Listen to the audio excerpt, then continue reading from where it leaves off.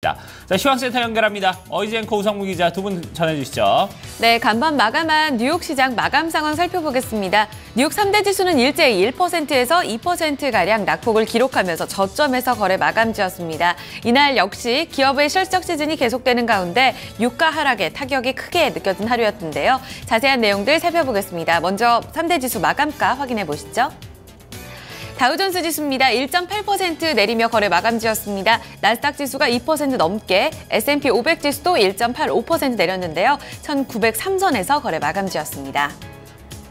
다우존스 지수부터 하루 동안의 양상 점검해 드리도록 하겠습니다. 먼저 장중 내내 하락권을 유지하다가 저점에서 거래를 마감지었습니다. 하루 내내 좀 좋지가 못했던 흐름이었는데요. 기업들의 실적 시즌이 계속되고 있습니다. 그런 가운데 이날 지수에 가장 악재로 작용했던 것은 바로 국제 유가였습니다. 이틀째 내리면서 재차 30달러 선이 붕괴됐습니다. 29달러 선에서 거래가 마감됐는데요. 감산 합의가 불발될 수 있다는 우려감, 공급 과잉에 대한 우려감이 재차 부각이 됐습니다. 투자자들의 불신과 우려가 시장 매도로 이어졌다고 시장 참여자들은 분석을 하고 있습니다. 이에 따라서 저점을 낮춘 이후에 계속해서 저점을 유지하는 구간이었습니다. 이날 종목들로 본다면 금융주가 가장 불안했습니다. 골드만삭스 그룹이 거의 5% 가까운 하락을 기록했고요. JP 모건 체이스도 3%의 낙폭을 기록했습니다.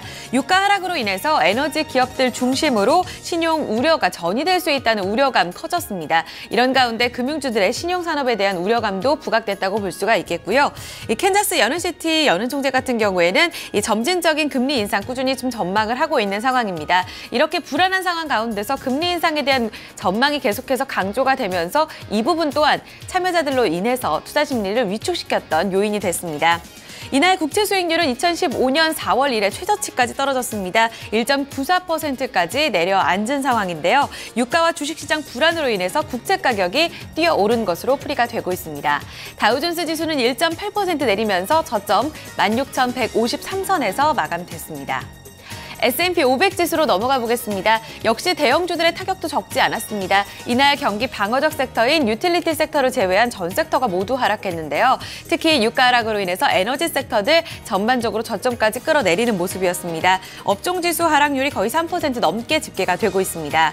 게다가 올해 크레디트 스위스에서는 S&P 500 지수의 전망에 대해서 2050선까지 내려앉을 수 있다고 전망을 하고 있습니다. 그 전에는 2150선까지 바라봤었는데 그 전망치 자체가 하향 조정되면서 우려감을 부각시켰고요. 중국발 경제 둔화에 대한 우려감으로 인해서 글로벌 경제에 미칠 파급력을 우려하고 있는 것으로 나타났습니다.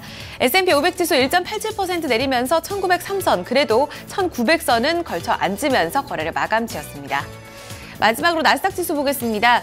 3대 지수 가운데 가장 좋지 못한 흐름으로 전개가 됐습니다. 특히나 어제 장 마감 후에 실적을 발표한 이 구글, 알파벳 같은 경우에는 호실적을 기록하게 되면서 이날 장에서 두드러진 상승세를 시현했는데요. 하지만 대형 IT 기술주들 그리고 반도체 종목들, 바이오 종목들까지 일제히 무너지면서 나스닥 지수의 낙폭은 상당히 두드러졌습니다. 바이오테크 인덱스는 3% 가까운 하락을 기록했고요. 대형 IT주들 중심으로 낙폭, 매물이 컸습니다. 2.24% 무너졌습니다. 4,516포인트 선으로 마감가 형성되고 있습니다. 네, 3대 지수 마감가까지 좋지 못한 흐름으로 전개가 됐습니다. 이날 장에 영향을 미쳤던 이슈들은 외신통에 자세하게 들어보겠습니다. 우성문 기자 살펴주시죠. 네, 간밤 뉴욕 증시에 영향 미쳤던 소식들 외신통에 살펴보겠습니다. 앞서 들으신 것처럼 전날에 이어 이날까지 국제유가가 2거래일 연속 하락하면서 뉴욕 증시를 끌어내렸습니다. 석유 수출국 기구 오펙의 감산 가능성이 점점 낮아지면서 국제유가에 악재로 작용하고 있는데요. 자세한 소식 로이터 통신 통해 함께 살펴보겠습니다. Oil sink for second day on fading hopes of output deal weather. 현지 시간으로 어제 로이터 통신에 따르면 이 서부 텍사스산 원유는 무려 5.5%나 급락한 29.99달러를 기록했습니다. 장중에는 29달러 81센트까지 떨어지기도 했었는데요. 브렌트유 역시 이날 4.4%나 급락하면서 32달러 72센트를 기록했습니다. 브렌트유 같은 경우에는 장중 5.9%까지 급락하기도 했었는데요. 오펙의 감산 가능성이 낮아진 것이 이날 국제유가를 끌어내린 가장 큰 요인이었습니다. 골드만삭스는 전날 보고서에서 오펙이 러시아와 함께 감산에 나설 가능성이 실질적으로 매우 낮다고 지적했는데요. 또한 오펙이 감산에 나선다고 하더라도 현재 이미 시기가 너무 늦었다고 비관적으로 평가했습니다. 이와 함께 남은 겨울 동안 미국 내 날씨가 따뜻할 것이라는 전망 역시 유가에는 악재였습니다. 앞으로 3월까지 약 8주간 미국의 날씨는 완만한 기온을 이어갈 것으로 보인다고 기상청이 예측했기 때문인데요. 인터내셔널 FC 스톤의 전략가 토마스 살은 공급이 줄어들 것이라는 구체적인 증거가 나오지 않는 한 국제유가는 $20 선을 벗어나지 못할 것이라고 전망했습니다. 이런 가운데 미국의 투자은행들은 미국 증시 전망치를 연달아 하향 조정하고 있습니다. 국제유가가 하락을 이어가고 있는 가운데 글로벌 경제에 대한 전망 역시 불확실하기 때문이라고 하는데요. 마켓워치 통해 자세한 소식 함께 살펴보겠습니다. Forecast grow bleaker. S&P will end this year at 2050, Credit Suisse strategist says. 현지 시간으로 어제 마켓워치에 따르면 크레딧 스위스의 전략가들은 S&P 500 올해 전망치를 기존의 2150에서 2050으로 하향 조정을 했습니다. 이와 같은 수치는 월요일 기준으로 S&P 500 지수가 올해 내내 5.7% 상승에 그칠 것이라는 평가인데요. 이와 관련해서 앤드류 가스웨이트 전략가는 기업 실적이 올해 정체 구간에 머물 것이라고 전망을 했고요. 또한 현재 거시경제의 불확실성 역시 커지고 있는 상황이라고 말했습니다. 특히 거시경제 상황은 중국과 미국 연준 때문에 더욱더 악화되고 있다고 지적을 했는데요. 중국의 경제 지표가 부진해서 중국 경제의 경착률 위험이 높아졌고 연준 역시 현재 미국 경제 지표 둔화에 집중하는 모습을 보이고 있다고 카스웨이트 전략가는 덧붙였습니다. 며칠 전에는 JP 모건 역시 올해 S&P 500 전망치를 기존 2200에서 2000으로 하향 조정했는데요. 이렇듯 월가에서는 전문가들의 증시 전망 하향이 이어지고 있어 투자 심리에 부담을 주고 있습니다. 뉴욕 증시에 영향 미쳤던 소식들 외신 통해 함께 살펴봤습니다. 네, 자 이렇게 외신 통해서 증시에 영향을 미쳤던 외신 소식들 그리고 지수별 흐름도 저희가 살펴봤습니다. 그럼 지수 내 구성 종목들 개별 종목 마감 상황은 어땠는지 조금 더 자세히 알아보도록 하고요. 종목별 외신 소식도 함께 체크를 해보도록 하겠습니다. 시원센터 다시 연결합니다. 어이젠 고성무 기자 계속해서 전해주시죠. 네, 종목별 움직임 자세하게 들여다보겠습니다. 이날 기업들마다 재료가 상당히 많았습니다. 특히나 그 기업들의 재료 중심에는 실적이 있었는데요. 자세한 내용도 살펴보겠습니다. 이날 30개 구성 종목 가운데서 29개 종목 일제히 내렸습니다. 듀퐁만이 시장 대비 선전한 양상을 보였고요. 금융주 골드만삭스그룹과 JP 모건체이스 포함해서 유가 하락에 쉐보론 텍사코와 엑손모빌 등 에너지주들 낙폭이 컸습니다. 하락률 상위 종목 다시금 점검해보겠습니다. 말씀드렸다시피 엑손모빌과 쉐보론 텍사코는 유가가 이틀째 밀리게 되면서 큰 폭으로 무너졌습니다. 3%, 2% 각각 하락하는 모습이었고요. 앞서 말씀드린 대로 JP 모건체이스와 골드만삭스그룹, 금융 섹터들이 이날 가장 큰 낙폭을 기록했습니다. 그 밖에 IT 종목들도 일제히 내렸는데요. 인텔과 마이크로소프트 2% 이상의 하락이었고요. 애플 역시 2% 이상 하락하며 거래를 마감 지었습니다. 듀퐁만이 시장 대비 선전했는데요. 5% 넘게 오르면서 시장의 하단을 지지하는 역할을 해줬습니다. 지난 12월에 다우케미칼과 함께 합병을 공식 발표했죠. 이런 가운데 이날 장 시작한 이후에 바로 다우케미칼의 실적이 발표가 됐습니다. 시장의 예상치를 웃돈 결과를 보여주게 되면서 이날 가장 큰 상승세를 두드러진 모습이었습니다. 5.13%의 상승률을 기록했습니다. S&P 500 섹터 내 업종별 흐름도 체크해보겠습니다. 이날 유틸리티 섹터를 제외한 전 섹터가 모두 하락권에 머물렀습니다. 유가 하락으로 인해서 에너지 섹터는 3% 넘는 하락률을 기록했고요. 이와 함께 금융과 산업재, 소재, IT, 그리고 바이오 헬스케어 섹터까지 모두 1% 넘는 하락세로 거래 마감지었습니다. 이날 두 종목의 특징주 확인해보겠습니다. 미국의 1월 자동차 판매 성적표가 공개가 됐습니다. 그 가운데서 상당히 부진한 양상을 보였던 포드 중점적으로 들여다보겠습니다. 1월 동북부 지역에서 한파 그리고 폭풍 영향을 받으면서 미국에서 전월 대비 2.6% 판매량이 감소했다는 소식입니다. 2.4% 감소할 것이라는 시장 우려보다도 더 크게, 더 부진하게 나타난 결과고요. 이에 따라 주가 역시 좋지가 못했습니다. 픽업 트럭 라인이 특히나 판매가 좀 부진했다는 영향이 나타났는데요. 이에 따라서 주가는 4.64% 밀리면서 $11 51센트 저점에서 거래 마감지였습니다. 그 밖에도 피아트 크라이슬러와 제너럴 모터스까지 이날 자동차주 일제히 내렸다는 점 특징적으로 확인해 주셔야겠습니다. 네, 한 종목 더 확인해 보겠습니다. 이날 에너지주 두드러지게 하락세가 나타나는 모습이었습니다. 일제히 하락권에서 거래 마쳤는데요. 국제 유가가 이틀째 하락한 가운데 이날 실적을 발표한 엑손모빌과 영국의 석유 기업이죠. BP가 모두 실적이 부진한 영향을 받으면서 겹악재 하락하는 모습이었습니다.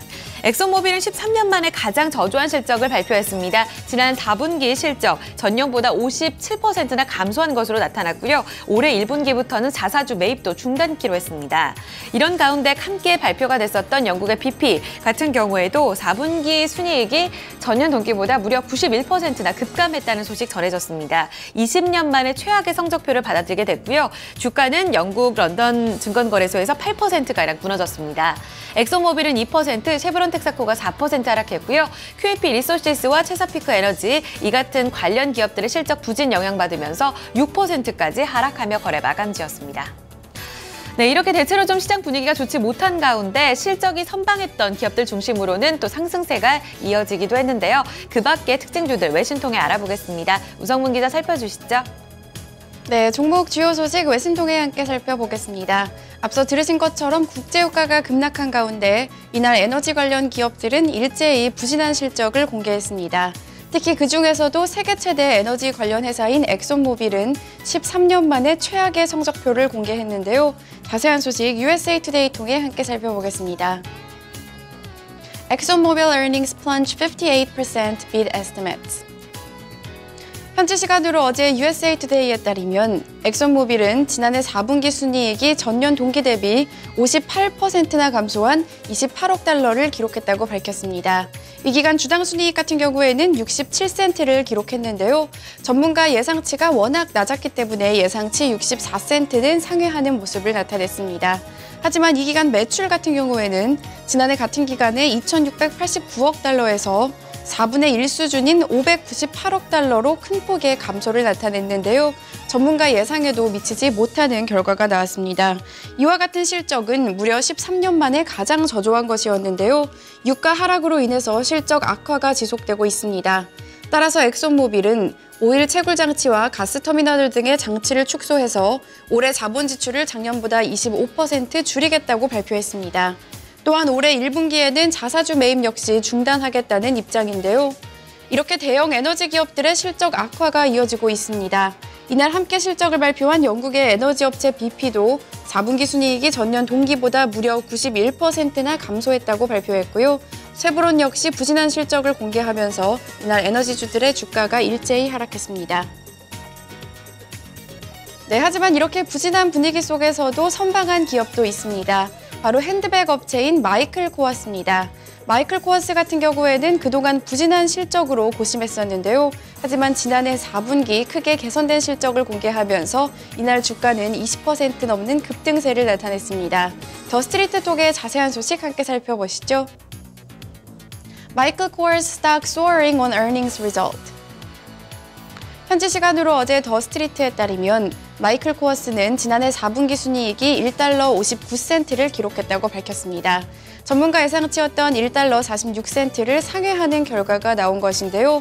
이 기간 매출 같은 경우에도 6.3%나 증가한 14억 달러를 기록하면서 전문가 예상치였던 13억 5천만 달러를 상회를 했습니다. 이에 대해서 마이클 코어스는 액세서리와 신발에서 큰 수요가 있었고 온라인 매출이 늘어났다고 설명했는데요. 이뿐 아니라 해외 매출 역시 우수한 결과가 나왔다고 밝혔습니다. 다만 올해 주당 순이익 전망치는 전문가 예상치 1달러보다 다소 낮은 93센트에서 97센트로 제시를 했는데요. 지난 1년간 마이클 코어스의 주가는 실적 부진으로 43%나 하락했었습니다. 하지만 이 소식이 전해지며 마이클 코어스의 주가는 이날 하루에만 25% 급등했습니다. 종목 주요 소식까지 외신 통해 함께 살펴봤습니다. 네, 자 이렇게 외신 통해서 종목 주요 소식까지 저희가 살펴봤습니다. 그러면은 유럽 증시 마감 상황은 또 어떻게 마감이 됐는지 또 그리고 석유를 비롯해서 상품 환율 채권 시장 마감 상황은 또 어떻게 마감이 됐는지 자세히 알아보도록 하겠습니다. 어이지 앵커가 전해드립니다. 네, 앞서 마감했던 유럽 증시도 상황은 좋지 못했습니다. 역시 국제 유가 하락 그리고 자동차주들의 하락에 따라서 일제히 좀 내림 시세로 마감됐습니다. 주요국 마감가 확인해 보겠습니다. 영국 푸츠백 지수가 2.28% 비교적 크게 내렸습니다. 이와 함께 독일 닥스 지수가 1.8% 하락했고요. 프랑스 까게 지수도 2.5% 내리면서 4,200선까지 내려앉았습니다. 이어서 상품시장 점검해 보겠습니다. 국제 유가는 재차 30달러선 붕괴됐습니다. 공급 과잉 장세에 대한 우려감 부각됐고요. 5.5% 내리면서 29달러 88센트 기록했습니다. 금값은 이제 고용지표 발표를 앞두고서 좀 관망 분위기 짙어졌습니다. 온스당 1,127달러 20센트까지 소폭 내렸고요. 옥수수 가격은 추가적으로 오른 가운데 3달러 72센트 기록했습니다. 주요 지수 이어서 보겠습니다. 필라델피아 반도체 지수 간밤에 상당히 크게 무너졌습니다. 3% 넘게 내려앉으면서 600선을 하회했고요. 공포지수는 22포인트까지 오른 가운데 BDI 발틱 운임 지수는 4포인트 내리면서 310선을 기록했습니다. 마지막으로 외환채권 시장까지 점검해 보겠습니다. 어제 서울 외환시장에서 원달러 환율은 유가 하락 영향에 원달러 환율 7원 가까이 올랐습니다. 1,200원, 1,207원 40전의 종가로 마무리가 됐고요. 간밤의 달러 흐름은 소폭의 약세를, 그리고 미국채 10년물 금리는 유가와 증시 불안 영향에 따라 국채 가격 크게 뛰어오르면서 미국채 10년물 금리 1.86%로 떨어졌습니다. 지금까지 글로벌 시황 상황 전해드렸습니다. 자, 이렇게 시황센터 연결해서 저희가 글로벌 증시 마감 상황도 모두 다 살펴봤습니다.